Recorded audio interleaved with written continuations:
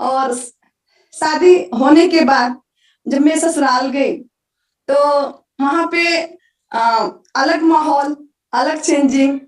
अब जो लड़की एकदम हर चीज में कुछ भी जीत करती थी तो पहले मेरे को आता था घर में, मतलब इतने लाडली प्यार दुलार ये था। क्योंकि पिताजी भी, हम लड़कियां जरूर थे लेकिन वो चीज नहीं था कि नहीं उनको दबा के रखा जाए। एक फ्रीडम जो होना चाहिए बेटी के लिए उन्होंने वो दिया। तो बहुत हम लोग सौभाग्यशाली हैं कि ऐसे हमारे माता पिता हैं। और जिस समाज में बेटी को, जिस घर में बेटी को बोझ नहीं समझा जाता है, वहां पे साक्षात लक्ष्मी का निवास होता है। और संख्या तो हमारे घर थी 5 बहनों की, लेकिन कहते हैं ना पड़ोसी को दिक्कत होता है, दूसरे को प्रॉब्लम होती है कि इनके घर में केवल बेटियां ही बेटियां हैं। लेकिन आज ये मैं सौभाग्यशाली हूँ, आरसीएम बिजनेस का योगदान है कि जो पूजा मौर्य एक भाई के लिए तरसी है, आज हजारों हजारों मेरे भाई खड़े होते हैं इस बहन के साथ। तो ये तो बहुत गर्व की बात होती है। कहते हैं ना कि अगर आपका बिजनेस में कोई भी नहीं है, कुछ भी नहीं है, तो आरसीएम में आ जाना, पूरी दुनिया आपके साथ है। तो सब कुछ धीरे धीरे अच्छा चला। और 2010 24 जुलाई को मेरी शादी हुई, सब खुश थे और वो सफर बहुत अच्छा था। मगर 2011 में कुछ प्रॉब्लम आई, जैसे आप लोगों ने सुना था, पूजा अरोड़ा मैम ने बोला, सभी लोगों ने बताया जो घटना घटी।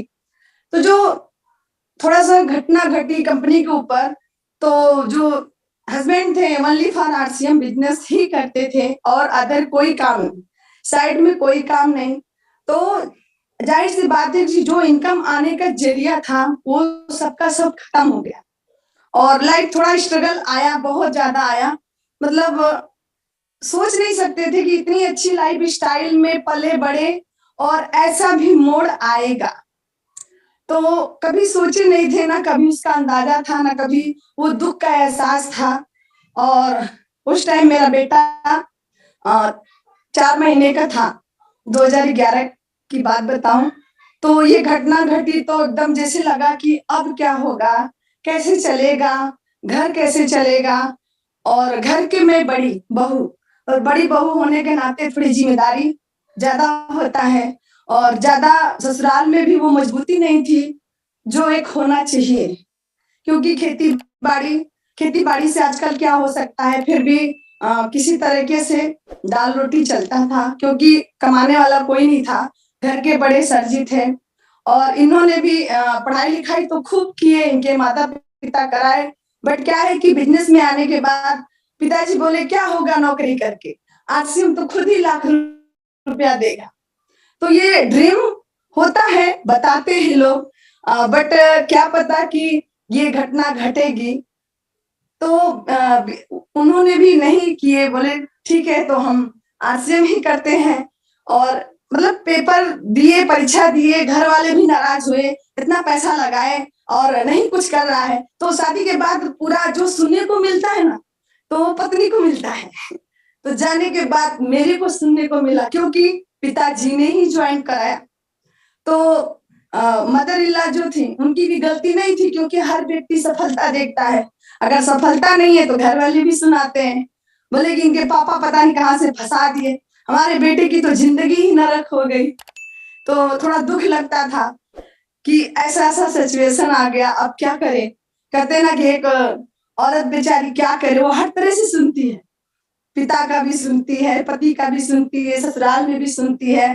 वो आदत हो जाती है, क्योंकि कुछ जवाब देने के लिए शब्द नहीं थे, क्योंकि हम लोग असफल थे और ये पता नहीं था कि ऐसा मोड़ आएगा। लेकिन कुछ चीजों के लिए जो भी होता है ना, अच्छे के लिए होता है, मेरा मानना है। तो बीच में जब ऐसी ऐसी बात आई तो मैं बोली कोई बात नहीं, कुछ काम शुरुआत करते हैं, क्योंकि मैं तो खेती की नहीं थी और ना खेती का अंदाजा था कि कैसे होता है काम, कैसे लोग बुआई करते हैं, कैसे किया जाता है। फिर भी नहीं की थी, लेकिन कहते ना एक नारी के हाथ में सब कुछ होता है। जिस टाइम अपने आप को अगर वो मैनेज कर लेती है तो वही घर को स्वर्ग बना देती है। अगर वहां पे वो मैनेज नहीं कर पाती तो उसी घर में नरक जैसी जिंदगी हो जाती है, क्योंकि हमारे ससुर हैं, सास है, परिवार है। अगर हम अपने आप को उनके अनुसार नहीं ढाल पाते, परिस्थिति के अनुसार, वो घर नरक जैसा हो जाता है। अगर अपने आप को उस टाइम के लिए ढाल लेते हैं, तो वही घर स्वर्ग हो जाता है। तो मेरी आदत तो थी नहीं, ना कभी काम किए थे, लेकिन सासू माँ के साथ बोलते थे, चलिए क्या करना, मैं भी करती हूँ। मैं कभी मैं बोलती थी कभी मजदूर लगेंगे तो उसका पैसा देना पड़ेगा, जो बचा रहेगा तो खाने के काम में आएगा। मैं कभी काम नहीं की थी, लेकिन कहते हैं ना कि वो जो जेंट्स लोग का शर्ट होता है, मैं पहन के 2 बजे रात को निकल गई सासू माँ को लेके। मैं बोली चलिए हम लोग काटते हैं ना, मजदूर लगाएंगे तो उसका देना पड़ेगा, हाथ से करते हैं, वो बचेगा तो खाने को काम आएगा। तो मम्मी बोलती थी अरे नहीं नहीं, अभी नई नई शादी हुई है, क्योंकि 1 डेढ़ साल हुआ था, 2 साल, तो लोग क्या सोचेंगे। हम बोले अपना काम करने में कौन सा शर्म है, किसी का चोरी थोड़ी कर रहे हैं, किसी का इस समय में इतना हम सोचेंगे तो भगवान अगर उससे भी बुरा दिन दिखाएगा तो मजदूरी करना पड़ेगा, तब लोग क्या सोचेंगे। तो अपना काम है ना, करने में क्या जाता है। तो मैं निकलती थी तो घर में भी लोग डांटते थे, बोले नहीं। हम बोले जब इतना ही है तो एक मेरी सास की उम्र भी थी 60 साल, तो थोड़ा दया लगता था कि इस उम्र में भी वो इतना काम कर रही हैं, तो मेरी तो अभी पूरा उम्र है और करना चाहिए, ताकि उनको भी अच्छा लगेगा। भले वो नए नए हैं, शादी जरूर हुई है, लेकिन मना कर रही हैं, उनको भी दुख हो रहा है कि हमारी बहू ना करे, लेकिन हमें भी दुख था कि वो खेत में अकेले कर रही हैं, जितना हो सके मैं उनका साथ दूं। तो मैं ऐसे जाके करती थी, बैठ के आता नहीं था कटाई करने, तो उसमें क्या होता है थोड़ा सा लटक के काटते थे, तो जो मम्मी थी हंसती थी, बोले कभी का किए नहीं, आता नहीं है, लेकिन आपसे ज्यादा करेंगे। तो मतलब ये होता था, हम लोग सास बहू जरूर थे, लेकिन एक माँ बेटी की तरह मेरा स्वभाव था वो पहली रहना। मतलब मुझे ये नहीं था कि नहीं ससुराल आ गए तो ये वो, जैसे मायके में थे वैसे ससुराल में थे। और भगवान की दया से परिवार भी बहुत अच्छा था, और ऐसा परिवार सबको मिले। तो उतार चढ़ाव आया, लेकिन साथ में लगे। फिर उसके बाद नहीं समझ में आती थी कि बच्चा बड़ा हो रहा है, खर्च है, इनकम का जरिया नहीं है, और जो एक बार आरसीएम कर लेता है, यानी सर जी का स्वभाव थोड़ा अलग था। बोले और कोई काम तो मैं कैसे करूं, मेरे से तो होगा ही नहीं। मैं ये सोचती थी कैसे घर को चलाएं, कैसे मैनेज करें। तो पहले के लोग जो एक आता है रुद्राक्ष, वो पहनते हैं गले में, कुछ लोग हाथ में पहनते हैं भोले बाबा का वो प्रसाद समझ के। तो उसमें होता है छोटा छोटा होता है, तो उसको मैं सोची घर में कुछ ऐसा काम करूं जिससे 2 पैसे की इनकम हो। तो शुरुआत में उससे की। तो एक ननद लगती थी, मैं उनसे बोली कि मेरे को भी मंगा दीजिए ना, हम घर में अपना इसको करेंगे, जो 2 पैसा आएगा उससे घर चलेगा। तो बोली अच्छा कर लेंगी, कभी का की, हमके किए तो नहीं है, लेकिन कोशिश करेंगे, और कोशिश करेंगे तो क्यों नहीं होगा। तो उसको मैं मंगवाई, बोरा का बोरा होता था, बहुत ज्यादा ज्यादा, और एक एक दाना उसको छेदना पड़ता था, तब जाके उसमें छेद होता था, छिद्र होता था, फिर उसका माला बनता था। 108 दाने का माला, जिसको लोग सुमरन करते हैं, ध्यान करते हैं, भजन करते हैं, तो उस माले का उपयोग करते। तो वो उस मोटर चलती थी। अगर झटके से अगर आपकी आंख बंद हो जाए, तो वो जो रुद्राक्ष की माला हम सुई में डालें, अगर हाथ में चली जाए तो हाथ को भी आर पार कर देती थी। इतना स्पीड उस मशीन का था। और गांव की सिचुएशन ये थी कि एक हफ्ता दिन में लाइट होती थी और एक हफ्ता रात को लाइट होती थी, और बिना लाइट का काम नहीं होता था। तो मेरे को नींद नहीं आता था, मैं सोचती थी कितना काम कर लूं। एक टारगेट बनाती थी कि महीने भर में मुझे 1000 रुपये मिले ना, तो घर का खर्च कुछ तो चलेगा। तो उसको करते करते पूरा रात में कुछ चित्र करते थे हम लोग, और हम अकेले ही थे। हस्बैंड जी को मैं बोली कि आप थोड़ा बाहर जाइए, तो मुंबई में हमारी ननद रहती थी, थोड़ा वहां पे गए, उनका मन नहीं लगा काम के लिए। बोले मेरे तो समझ में नहीं आ रहा मैं क्या करूं। उनके कुछ तो कुछ करना पड़ेगा। तो वहां पे वो 3-4 महीना के लिए मुंबई गए थे, जा नहीं रहे थे। मैं जिद की, हम बोले कि या तो आप जाइए निकलिए, या तो मैं घर से निकलूं, 2 में से 1 होगा। या तो आप जाइए कुछ करिए, या तो फिर मैं निकलती हूँ। तो उनको ये बात लग गई। बोले ठीक है हम जाते हैं। जाना नहीं चाहते थे बच्चे को, हमें माता पिता को छोड़ के, लेकिन गए। सिचुएशन, परिस्थिति इंसान को कुछ भी कराती है, लेकिन या तो परिस्थिति ऐसी आती है कि या तो आपको तोड़ देती है, क्या उस समय अगर आप मजबूती से खड़े होते तो एक दिन जोड़ भी देती। तो वो घटना मेरे साथ बहुत घटी। और एक घटना उस टाइम घटी कि जो बिज़नेस में लाए मेरे पिताजी थे और कुछ कारणवश हो सकता है मुझे मजबूत करने के लिए या ऐसी उनके दिमाग में आया, उन्होंने छोड़ दिया। उन्होंने बिज़नेस को छोड़ दिया। अब मेरे ये नहीं समझ में आता था कि आप करें तो करें क्या? जो लाए वो भी छोड़ दिए और कंपनी भी बंद हो गई। अब कैसे गुज़ारा होगा? ये भी कुछ नहीं किए, तो आगे कैसे घर को चलाएँगे? तो कुछ टाइम बाद बोले कि मुझे नहीं करना है, तुम्हें करना है तुम लोग अपना करो, मुझे नहीं करना बिज़नेस। तो अब तो ये समझ में आता था कि ऊपर पहाड़, नीचे खाई। अब जाए तो जाए कहाँ? कैसे अपने आप को बिल्ड करें? और इतने अरमान से शादी किए भिलवाड़ा में और ऐसे शब्द क्यों बोले? कहते हैं ना कि जो अच्छा होने वाला होता है ना, वो सरस्वती उस टाइम आके जुबान पे वास करती हैं। बुरा तो लगता है, लेकिन मुझे लगा कि जो भी मेरे साथ घटना घटा, मैं आज कभी शेयर नहीं की थी, पहली बार इस मंच पे शेयर कर रही हूँ और मजबूत होने के लिए ऐसा होता है। तो उस टाइम और दुःख हुआ और बोले कि मैं बोली कि आप नहीं करेंगे तो फिर हम लोग कैसे करें? बोले जैसे भी करना है करो, मुझे नहीं करना। मैं बोली ठीक है। तो मैं सर की सीनियर हूँ, मेरी आईडी पहले लगा था, सर मेरे डाउन में है, तो मैं बोली ठीक है आप मेरे को मेरा एटीएम दे दीजिएगा, मैं काम करूँगी, अपना पैसा लूँगी। तो बोले कि उनके मुख से ये शब्द निकला कि बोले ठीक है आके ले जाओ, मगर हमारा तुम्हारा रिश्ता खत्म।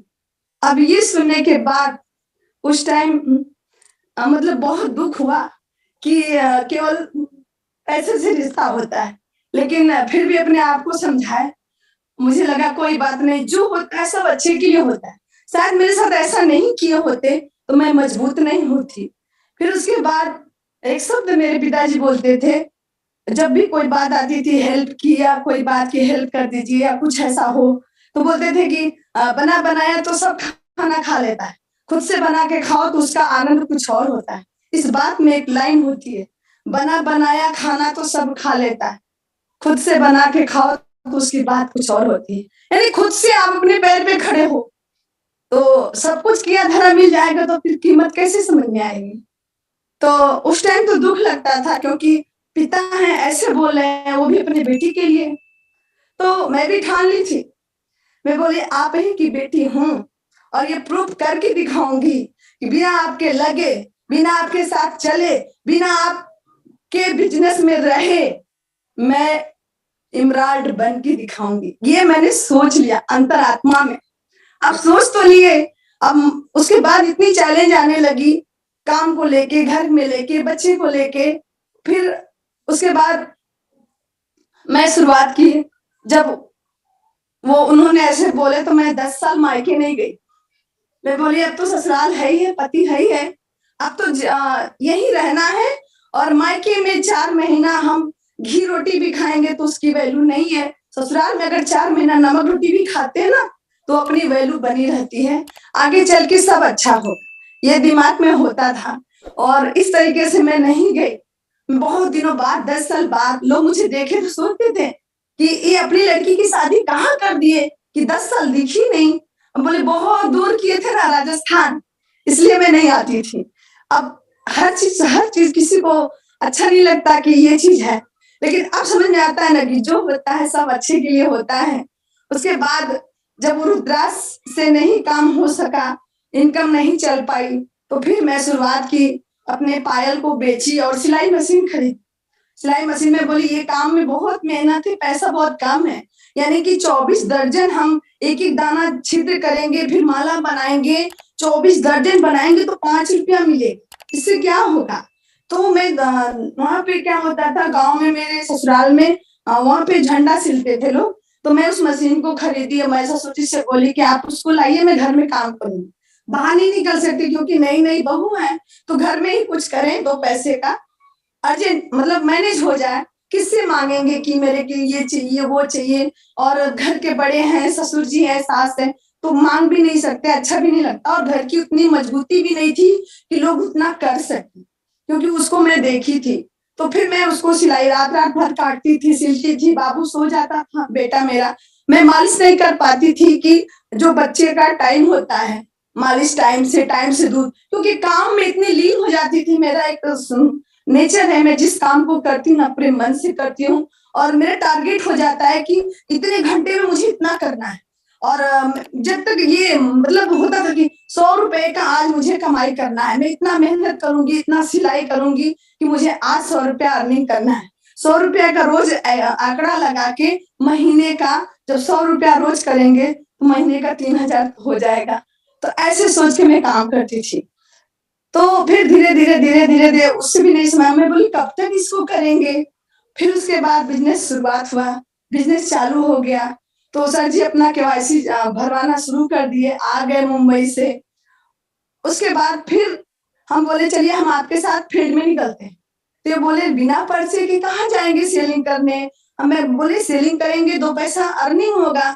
ये पूरा आँख दर्द करने लग रहा है, हाथ-पैर दुखने लग रहा है। एकदम ऐसे मेरी जो पहले की फ़ोटो है जो भी देखेगा तो नहीं लगेगा कि वही पूजा मौर्य है। जैसे लगता था ये हालत, ये शरीर, ऐसा चेहरा मैं खुद आज देखती हूँ तो मुझे मेरे को देख के लगता है कि मेरे से अच्छा तो बेचारी खाना बनाने वाली लगती होंगी। मतलब अपनी ही फ़ोटो देख के ये फ़ील नहीं होता कि मैं हूँ। मैं अभी कल देख रही थी, गुरुदेव को भेजना था, मैं बोली कि कैसे इसमें देख रहे हैं, लग नहीं रहा कि मैं हूँ। क्या समय है, समय बहुत बलवान होता है, समय मतलब कैसे-कैसे सिखाता है। तो इस चीज़ को फ़ीलिंग करके इतना दुःख होता था।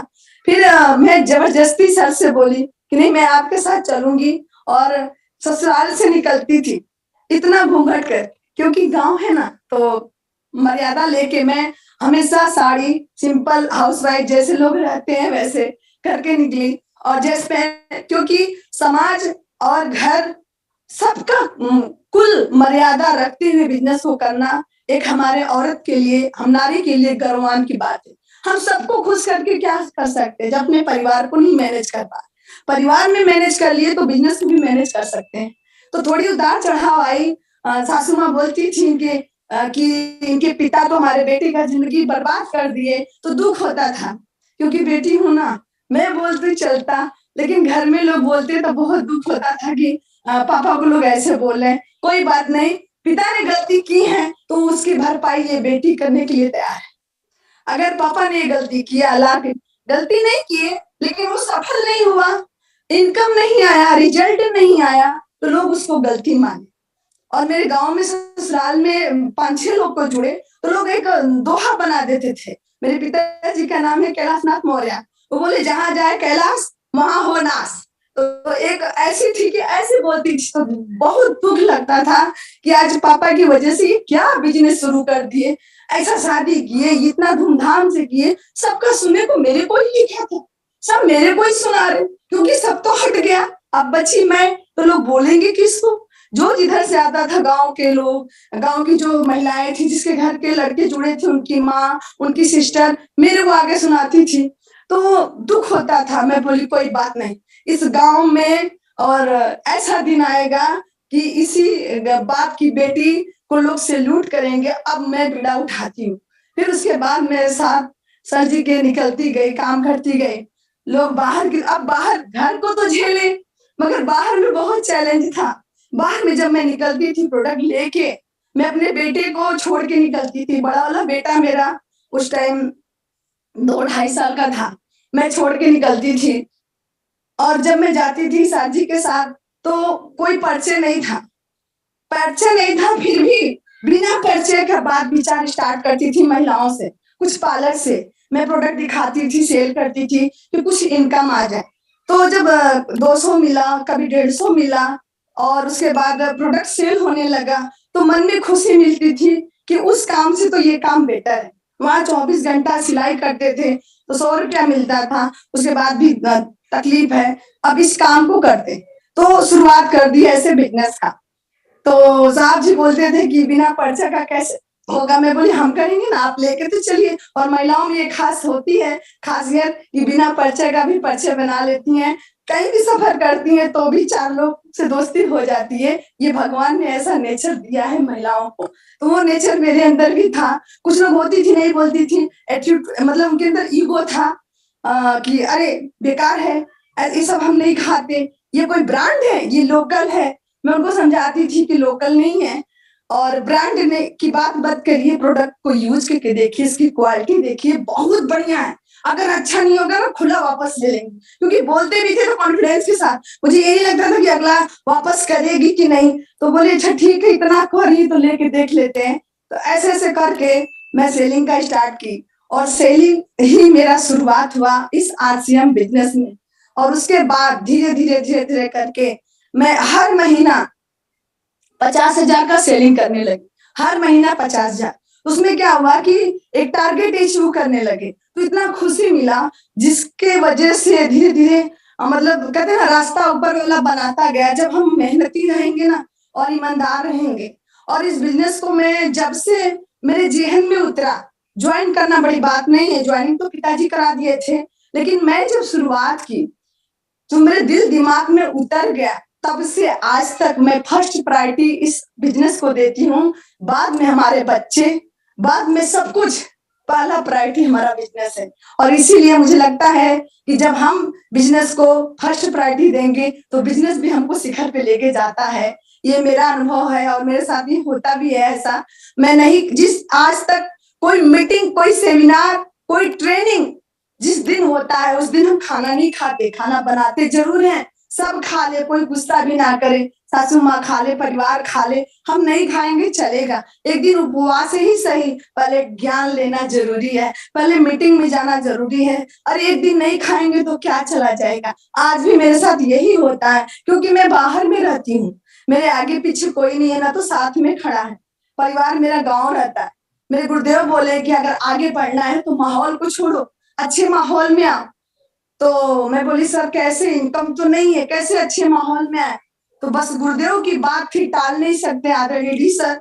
मेरे को बोले कि आपको वहाँ से हटना पड़ेगा। मैं बोली इनकम केवल 4-5 हज़ार, अभी तो कंपनी स्टार्ट हुई है, कैसे मैनेज करेंगे? फिर भी हम बोले आज्ञा टाल नहीं सकते। फिर हम लोग आए 3,000 रुपए से एक रूम लिए, एक रूम में किचन, बेडरूम, उसी में पूजा-पाठ, खाना-दाना सब एक रूम में करते थे क्योंकि उतनी इनकम नहीं थी ना ज़्यादा रूम में। तो बेटा मेरा बोलता था, उस टाइम मेरे 2 बेटे हो गए थे जब मैं बाहर निकली, 2015 की बात बता रहे हैं। 2016 में मैं बाहर निकली और उस टाइम मेरा सेकंड जो बेटा था, मैं 8 महीने तक फील्ड वर्किंग की, जब तक 8 महीने तक बेटा मेरा गर्भ में था तब भी मैं सेलिंग करती थी, मैं कभी रेस्ट नहीं की। उसी बीच दौरान जॉन्डिस हो गया। डॉक्टर बोला इतना 7.6 पॉइंट पी लिया है, ये तो नॉर्मल डिलीवरी नहीं होगा। मैं बोली नॉर्मल ही होगा क्योंकि माँ जो मेहनती है। मैं अपने मन में सोचती थी, डॉक्टर से नहीं बोली और मेरा दूसरा बेबी भी नॉर्मल हुआ। तो फिर बैठने के बाद स्थिति भी डाउन हो गई क्योंकि मुझे जो लगता था मैं सेलिंग करके जो अर्निंग करती थी डेली का 300, 200, 250 कभी-कभी 400 उससे मेरे खर्च निकल जाते थे।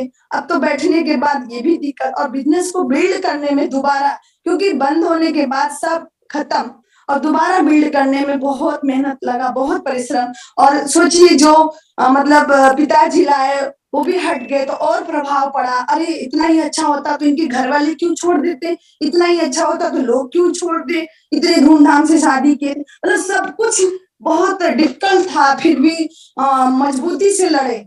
समाज में कहते हैं ना कि मजबूती से खड़ा रहना ही बहुत बड़ी बहादुरी की बात है। लोगों के मुँह के ताले कैसे बंद होंगे जब तक हमारे पास रिज़ल्ट नहीं आएगा। तो मैं शुरुआत की, जब मैं बाहर में आई, मेरा 9 महीने का बेटा था दूसरा वाला, बड़ा वाला 4.5 साल का था। दोनों बच्चों को छोड़ के मैं अकेले रूम में फील्ड में निकल जाती थी सेलिंग के लिए।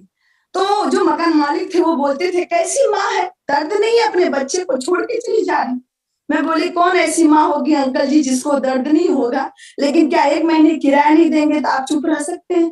आपको पैसा चाहिए, घर में दूध चाहिए, बच्चे की मैं कई बार चीनी पानी घोल के पिलाई क्योंकि पैसे नहीं थे ना खरीद के हर चीज़ बच्चे को मैनेज कर पाऊँ।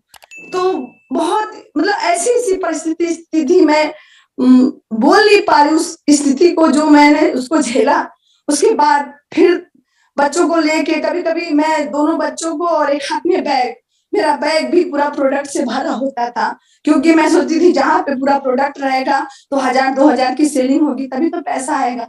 मैं पूरा प्रोडक्ट लेके कभी-कभी छोटा वाला जिद करता था तो उसको भी एक हाथ में गोद में लेके निकल जाती थी। कोई परिचय नहीं था, बताती थी, समझाती थी, कोई मज़ाक उड़ाता था, कोई समझता नहीं था, कोई इग्नोर करता था, लेकिन फिर भी अपने आप को मजबूती से खड़े रहे। कभी-कभी बच्चे को दोनों बच्चों को लेके निकलती थी, किसी की भी बाइक रखती थी, तो मुझे 2 तल्ला 3 तल्ला पे जाना था, तो मैं बच्चों को अकेले नीचे बैठा देती थी, बोली बाबू यहीं पे रहना, मैं ऊपर से आ रही हूँ। तो बाहरी के लोग बोलते थे, "अरे बच्चे का चोरी हो जाएगा, आपको डर नहीं है? आपके बच्चों को कोई चुरा ले जाएगा।" हम कहे जिसका रक्षा ऊपर वाला करता है ना, उसका कोई बाल भी बांका भी नहीं कर सकता भैया, आप टेंशन मत लीजिए, मेरे बच्चे सही रहेंगे। क्योंकि मैं किसी को नहीं मानती, मैं साक्षात परमात्मा को मानती हूँ, क्योंकि आपकी मेहनत, आपका जो कहते हैं ना ईमानदारी, मेहनत, आप सच्चे हो, आपका दिल अच्छा है, आप एकदम अच्छे हो, तो आपके साथ परमात्मा खड़ा रहता है, बल्कि पूरी दुनिया साथ छोड़ दे, मगर परमात्मा नहीं छोड़ता। मैं आज भी, मेरा आज तक का रिकॉर्ड है, मेरे दोनों बच्चे घर में अकेले रहते हैं, आज भी मैं निकल जाती हूँ, कभी मीटिंग, कभी सेमिनार, कभी ट्रेनिंग, कभी बाहर, तो कभी ताला भी नहीं मारते, मगर साक्षात माता रानी परमात्मा मेरे घर की रक्षा करते हैं, क्योंकि मुझे उनके ऊपर बहुत आस्था और विश्वास होती है कि हम काम सही कर रहे हैं। आज लोग कहते हैं घर में चोरी हो गई, ये हो गया, ये हो गया। आप मेहनत से कमा के देखिए, आप ईमानदारी से कमा के देखिए, आपके घर का सुई भी गायब नहीं होगा। ये मेरा विश्वास है अब तक का। मैं जब से बाहर निकली हूँ 8 साल हो गया, कुछ भी नहीं मतलब गायब होता। लोग कहते ये हो गया, ये हो गया, लेकिन मुझे ये नहीं लगता कि ऐसा होता है, क्योंकि जब हम मेहनती होंगे ना, हम मजबूत होंगे ना, तो हमारा हर चीज़ अच्छा होगा। बच्चों का संस्कार, मेरा अभी 11 साल का बेटा है, बड़ा वाला, क्रिकेट खेलता है, वो भी बोलता है कि मम्मी मुझे आप भी गर्व करेंगी, मैं एक दिन क्रिकेटर बन के आपको दिखाऊँगा।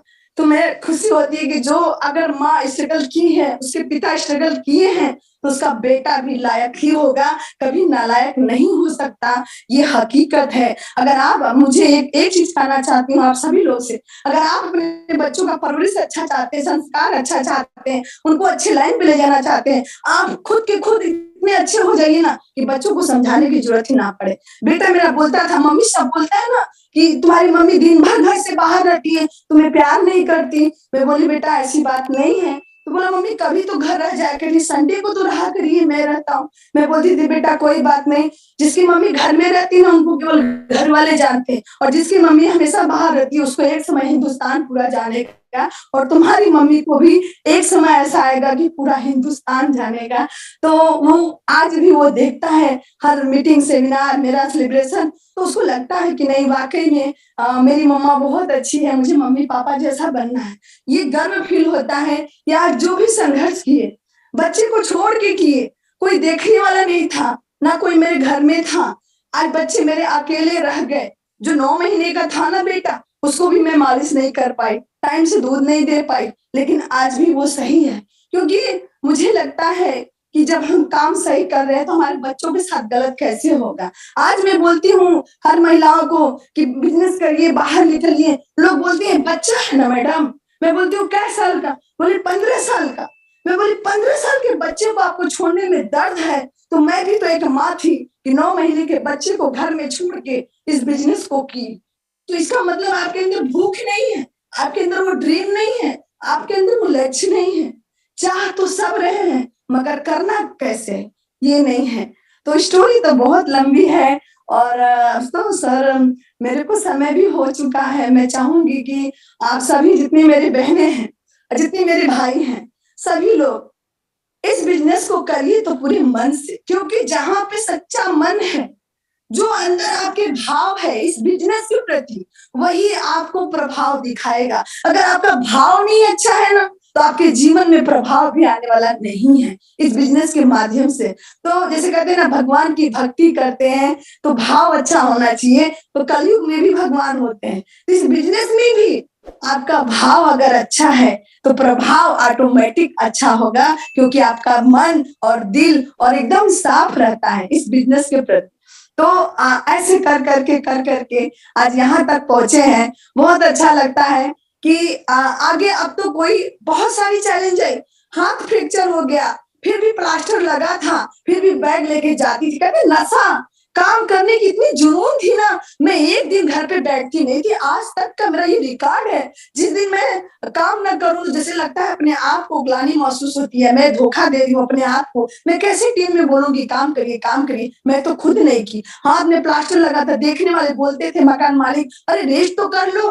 मैं बोली कोई बात नहीं, हड्डी जुट जाएगा बाद में, लेकिन पहले इनकम आएगा तो सब अच्छा होगा। तो कभी भी एक समय था जब स्टार पढ़ लेना था, बेटे का हार्ट फ्रैक्चर हो गया, घर वाले मेरे को डांटे, हमेशा लापरवाह है, घूमती रहती है बेटे को छोड़ के, उसको पता नहीं है बेटे का हाथ फ्रैक्चर हो गया। और डॉक्टर बोल दिया कि एकदम बेड रेस्ट बेटा आपका रहेगा, इसको आप ध्यान दीजिए क्योंकि नाजुक है, हाथ इधर उधर करेगा तो और फ्रैक्चर हो जाएगा। फिर भी मैं आज बता रही हूँ सबके सामने स्टोरी, सर जी को फील्ड में निकाल देती थी और बच्चों को खाना पानी दे के, दवा दे के, मैं यही सोचती थी कि मेरा जो काम है मैं करूं, दवा का जो काम है दवा करेगा, बच्चा परमात्मा है, मेरा जो काम है मैं उसको फील्ड में करूं। मैं हमेशा ईमानदारी से, मेहनत से फील्ड में काम करती रही। इसका ये रिजल्ट है कि आज ये पूजा मौर्य पैदल चलने वाली 10 लाख की कार से चलती है। आज ये मतलब फील होता है कि ऐसा आश्चर्य अपने जीवन में ये कोई और नहीं कर सकता, ये कर सकता है तो ओनली फॉर आसियम। ये भगवान रूपी जो हम लोग के गुरुदेव है ना, ये साक्षात तो नहीं आते धरती पर, मगर इंसान के रूप में ही आते हैं। जो इसको समझ लिया, जो इनको समझ लिया, उसका नैया पार हो गया, वरना मरने के बाद भी ये स्वर्ग नहीं मिलेगा। धरती पर स्वर्ग है जीते जी आसियम के माध्यम से।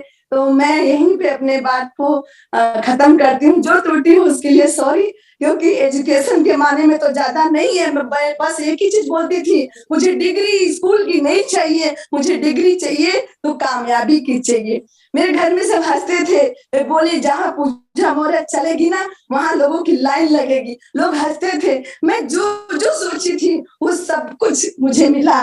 तो कहते ना कि आप अंतरात्मा से सोचिए तो ऊपर वाला सब देता है, मगर कब परीक्षा लेके देता है। सब एक तरफ, आपका डिसीजन एक तरफ, और ये डिसीजन बड़े डिसीजन, और आप उस पे खड़े रह गए ना, दुनिया की कोई ताकत आपको हिला नहीं सकती। ये मेरा वादा है और मैं इसको झेली हूँ, इसलिए मुझे महसूस है कि अगर आप मजबूत हैं, धरती पर कोई पैदा नहीं है जो आपको आगे बढ़ने से रोक सकता है। इस बिजनेस में ही नहीं, किसी भी क्षेत्र में कोई पैदा नहीं है जो आपको रोक सकता है, क्योंकि वाकई में नारी में शक्ति 4 गुना होती है, ये गुरुदेव ने बताया है, तो हम लोगों को प्रूव भी करना है।